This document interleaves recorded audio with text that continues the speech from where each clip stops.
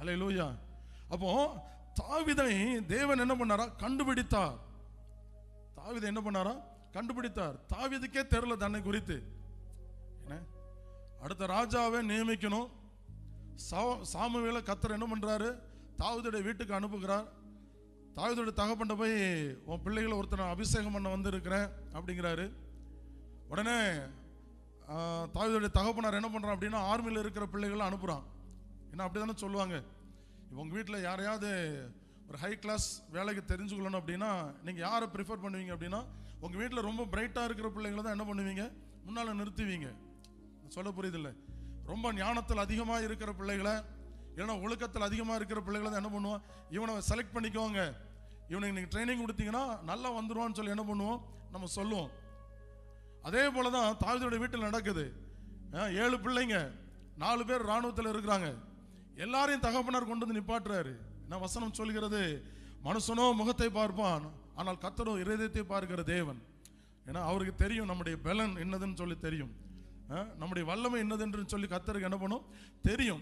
எல்லாரையும் நிறுத்துறாங்க. ஆனால் எல்லாரையும் கர்த்தர் என்ன பண்ணுகிறார்? புறக்கணிக்கிறார். சாமுவேல் கேட்கிறார், எப்பா உனக்கு இவ்வளோதான் பிள்ளைங்களா அப்படின்னு. அப்போதான் தகப்பனாருக்கே ஞாபகம் வருது, ஆமாமா ஒருத்தன் இருக்கான் அப்படின்னு சொல்லி. உங்களை வீட்டில் அப்படி நினைச்சா எப்படி இருக்கும்? சில சூழ்நிலைகள் அப்படி கடந்து தான் வருகிறோம். சில சூழ்நிலைகளில் உலகத்தால், ஏன் ஈவன் பெற்றோரால் கூட புறக்கணிக்கப்பட்ட நிலைமையில கூட சிலர் நம்ம கடந்து வந்து இருக்கிறோம். புரியுதா? தாவீது முற்றிலுமாய் மறக்கடிக்கப்பட்ட ஒரு நிலைமை. அவன் யாருன்னே மறந்துட்டாங்க. என்னன்னா ஆடு மேய்க்க அனுப்பிச்சிட்டாங்க, மற்றவங்களாம் இராணுவத்தில் இருக்காங்க. சில வீட்டில் பார்த்தீங்கன்னா கடைசி பிள்ளைங்களுக்கு செல்லம் இருக்கும், சில வீட்டில் பார்த்தீங்கன்னா கடைசி பிள்ளைகள் கண்டுக்கவே மாட்டாங்க. அப்படி இருக்கும். எல்லாருக்கும் நல்லா செய்வாங்க, கடைசி பிள்ளை என்ன பண்ண மாட்டாங்க? கண்டுக்கிட மாட்டாங்க. இது தாவீதுடைய வேற வித்தியாசமான ஒரு கதை. ஏனென்றால் தாவீதுடைய தகப்பனார், இவன் தாய் என்ன பண்ணிட்டா அப்படின்னா, என்னை ஏமாற்றி இவனை பெற்றுக்கொண்டால் சொல்லி அவன் தவறாய் நினைத்ததுனால என்ன பண்றான் அப்படின்னா, தாவீதை தள்ளிய வச்சிருக்கிறான். அதனால தான் தாவீது சொல்றான், என் தாய் பாவத்தில் என்னை கர்ப்பம் தரித்தாள் அப்படின்னு சொல்லி சங்கீதத்தில் வேதனையோட என்ன பண்றான்? பாடுகிறான். அப்போ தாவீதுடைய நிலைமை முற்றிலுமாய் புறக்கணிக்கப்பட்ட நிலைமை, குடும்பத்தினால மறக்கப்பட்ட ஒரு நிலைமை, இவன் ஒன்றுக்கும் உதவாதவன் என்று சொல்லி தள்ளப்பட்ட ஒரு நிலைமை. ஆனா அந்த தாவீதை தான் தேவனாய் கர்த்தர் என்ன பண்ணுகிறாராம்? தெரிந்து கொள்கிறார். ஆமென்.